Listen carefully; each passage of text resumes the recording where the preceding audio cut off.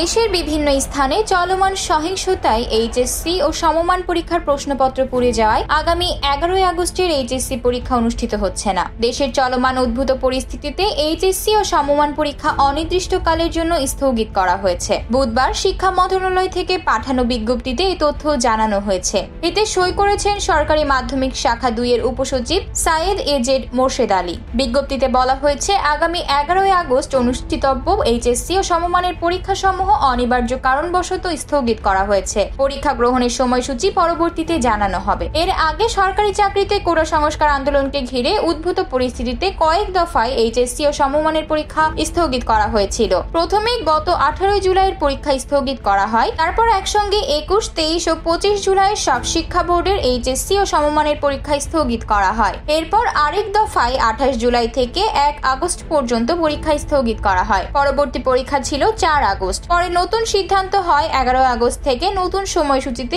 HSC ও সমমানের পরীক্ষা নেওয়া হবে। 2024 সালের উচ্চ মাধ্যমিক সার্টিফিকেট এইচএসসি ও সমমানের পরীক্ষা 30 জুন শুরু হয়। লিখিত পরীক্ষা শেষ হওয়ার কথা ছিল 11 আগস্ট আর ব্যবহারিক পরীক্ষা 12 আগস্ট থেকে 21 আগস্টের মধ্যে শেষ হওয়ার কথা ছিল।